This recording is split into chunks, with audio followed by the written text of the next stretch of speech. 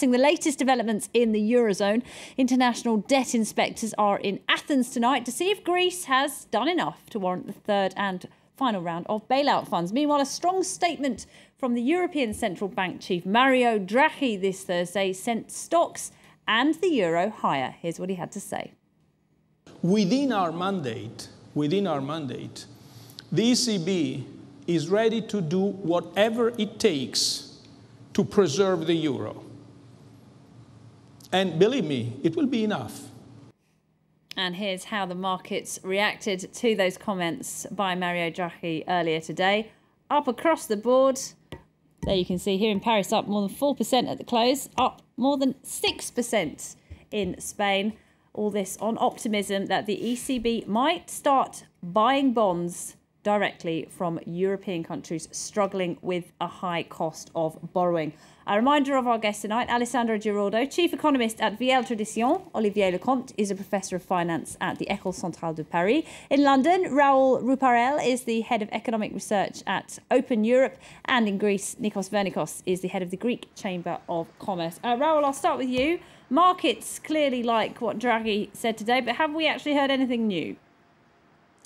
Well, I don't think he said much particularly new. For the most part, he reiterated his points made in the last press conference that the ECB will do what is necessary, but within its mandate. And that's been the ECB's line for a long time. The one point that may potentially be seen as new was the issue of whether higher yields in Italy and Spain are affecting the monetary policy transmission mechanism, which may bring bond purchases under the ECB's remit. And that, I think, is what is really driving the positivity in markets. But it was a very vague comment, almost a passing comment. So for the markets to move by such a huge amount on that sort of comment is quite significant and quite unexpected. But I think they will be hanging on their seats to see if there's any more details in the coming days and weeks. And if Draghi doesn't follow through on it, or if there are denials from Germany or other members of the ECB, then I think you could see yields and borrowing costs for Italy and Spain rising again. All right, Alessandro Giraudo, is that right? I mean, we're looking at record borrowing costs for Spain this week. They're pretty high for Italy as well. It's just becoming unsustainable. Markets say for them to control their economies when borrowing is this expensive. Why isn't the ECB in there buying debt and driving these rates down?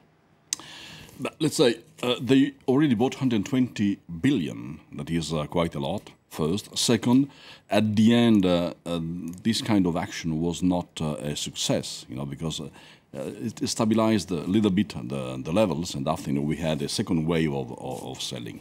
Now, clearly, the ECB is facing a major, I would say, structural and dramatic problem, because it is the first time that is like the fire brigade entering the market or ready to enter the market.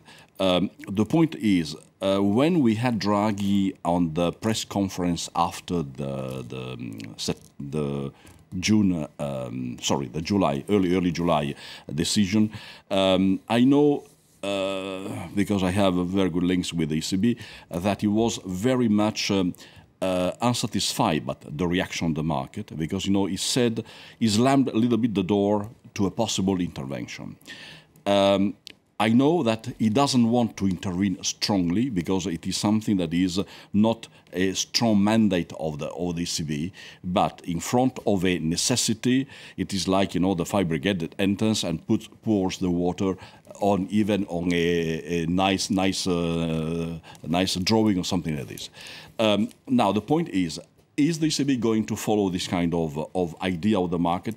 I think, honestly, is the only way. Now, who is going to buy? Is it the ECB? It is one of the two funds that are, one already operational, but doesn't have enough money. The second may be established in the future. This is, I would say, a secondary problem. The question is that we need really, right now, because we are entering a phase that is extremely delicate, we have no meetings, no additional meetings in the calendar of the European politicians. No, they're all off on holiday, aren't they? Right, exactly. So, and we have so a void of political power. But we have the ECB. The ECB can honestly enter the market, and I hope then they will do it like this. Do we need to strengthen the ECB's mandate? Oh, definitely. Sure. I think that the ECB has no choice but to buy some Spanish and Italian debts in order to, to have the spreads come back to normal levels. And that would have been done if the ECB were the Fed. It would have been done already for at least 1 year. The only thing is that what I've said is not very well translated in German. I mean, clearly the German opposes that for historical reasons. And what's interesting in today's statement of Mario Draghi is that he's trying to work out some wording to justify the fact that he will buy some Spanish and Italian debts. He said that to the extent that the market premia on these debt have nothing to do with the inherent factors of these countries, then it comes in our mandate to buy them. So it's very interesting. So it's about interpretation of the mandate. Absolutely, it's about dialectics. And that's what sent those stocks higher, isn't it? So I don't know what actually the German will think in the next board meeting, but it's a very interesting, Let wording. me just add, I'm sorry. I know that the ECB thinks that the efficiency of the monetary policy is totally going bust because of this kind of problems. That means, one rate fits for everybody. This is theoretically the view. But now, it is totally different. And I know that the ECB is worried because they say, we have certain kind of instruments of monetary policy, and they are not more efficient. Yeah.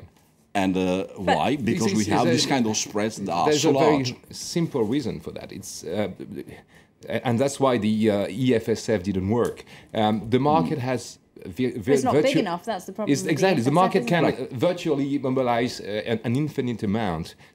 And the only body which can also mobilize an infinite amount is the central bank, provided that the German and the board authorizes. Raoul Ruparel, is that the problem? Is this the Germans just standing in the way of the ECB being more proactive?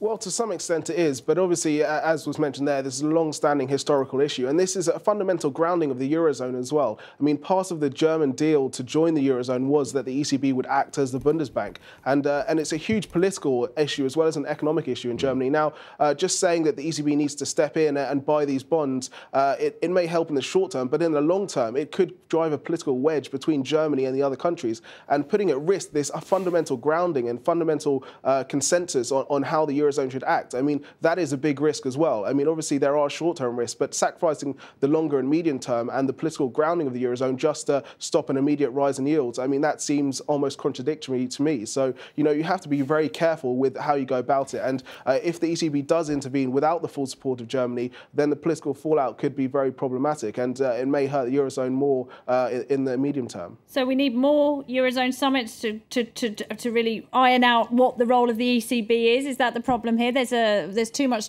division, too much disagreement over this issue? I think what the ECB needs and what the Germans need is some form of promises, some form of guarantees, and a clear plan of where the Eurozone is going. And this is obviously the talk of the banking union, the fiscal treaty, and the future fiscal union. And this is what the Eurozone is working towards, but obviously not at the right speed and not quick enough. And Germany is looking to these issues to give guarantees that the funding from the ECB won't be unlimited and it won't be wasted. And unless those are in place, I find it very hard to see that there will be a political consensus on future ECB intervention.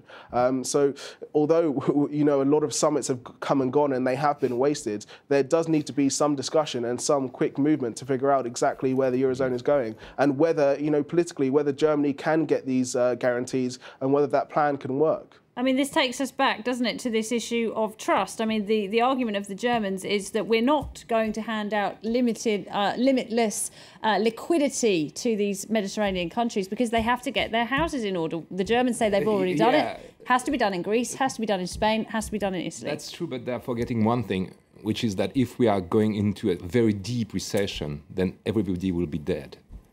So there will be no question of who's going to pay for such and such debt.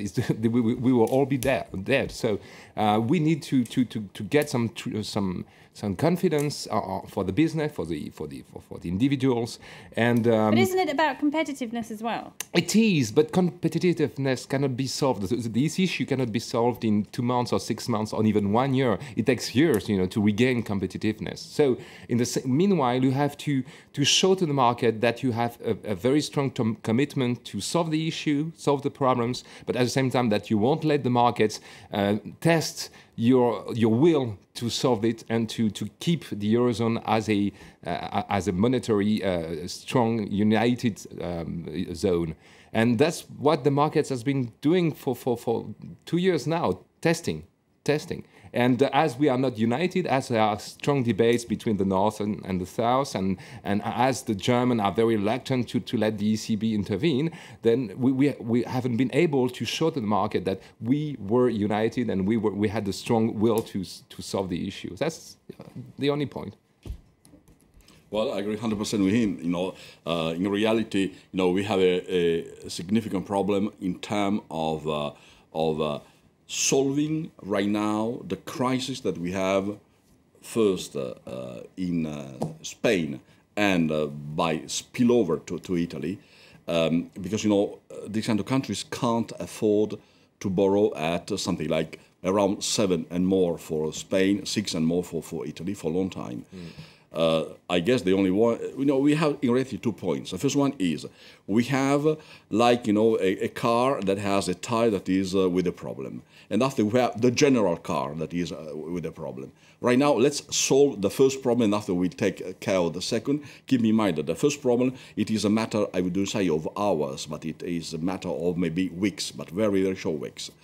And the second is the productivity, the competitivity is a matter of maybe 5-10 years.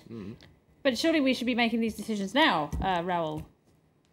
Yeah, I think the point here is that also solving the first problem could be counteractive in trying to solve the second problem. Obviously, it reduces some pressure and it creates this system that we've seen in the banking sector. We have a huge number of zombie banks now completely relying on ECB liquidity, and we don't want to find that situation with states. And that is simply why we need to have this other side, the conditionality, and it's why it needs to be a two-pronged system. I agree, if they can get the right conditions in place, the right plans, and they find some form of political agreement, then the short-term problem can be tackled through the ECB. But without that longer-term goals and a clear, coherent strategy, simply pouring liquidity onto the issue will detract away from future reforms, will create stronger links between the ECB and the sovereigns, but will basically consign the interbank market to death for a long term, and will avoid these countries ever being able to fund themselves in the markets in the near future. So it creates the wrong kind of links, it creates the wrong incentives, I think, and that's why it needs to be a two-pronged attack. And I think that's something that the leaders are missing. They either focus on the very long term or the very short term, and they don't really create a clear, coherent strategy to link the two together, and that is what is needed right now. I mean, it reminds me of actually the topic we were discussing yesterday here on the debate. We were talking about the French car maker Peugeot. I mean, they have a company with bad strategy. It's not competitive and it's not working, and it's having to close factories and lay off workers. The answer is not pouring more money into that bad system, is it? Yeah, but 4 minutes. Yeah, but at the same time, I think that 1 year ago there was still some debates among 1,000 countries and even in France on the fact that we had to tackle the fiscal issue. I think that today, even the German should admit that. Everybody has taken into account the fact that, okay, we had to cut spendings.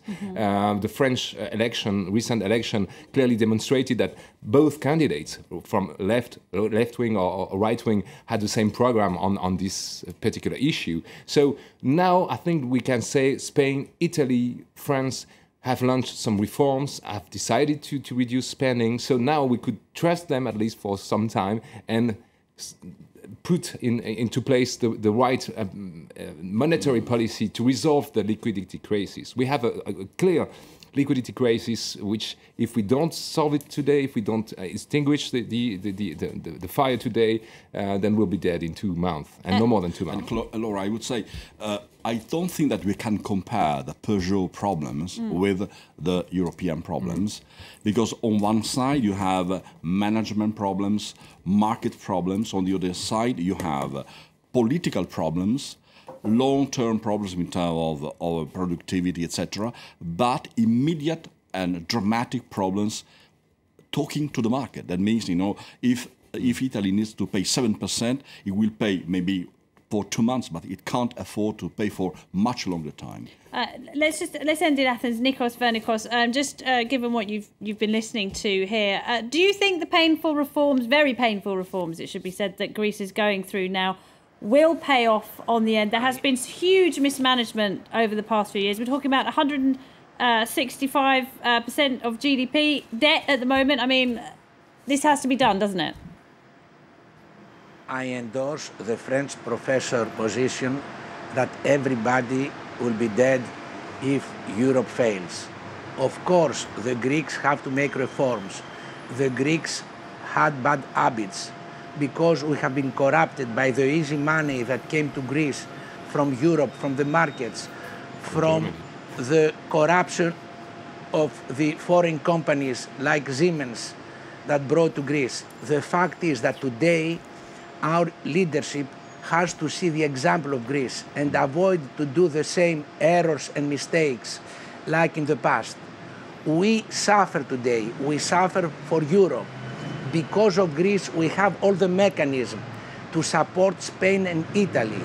I am optimistic that our leadership is going to find problems, and together with the effort of the majority of the Greek people, will help Greece and the Eurozone. We are the ones who give the example. Please think what would have happened if Greece was not there, and because of Greece, all these mechanisms have not been produced and made. So, support the Greek people who is really suffering, and this is going to be an example for saving the Eurozone and for giving an example how the debt can be solved. All right, Nikos Vernikos, on that note, we'll end it there. Thank you very much indeed. Thanks to you, Olivier Lecomte, Alessandro Giraudo, and in London tonight, Raoul Ruparel as well. Thanks to you for watching. That's it for tonight's debate. We'll be back at the same time tomorrow for The World This Week. Don't miss that.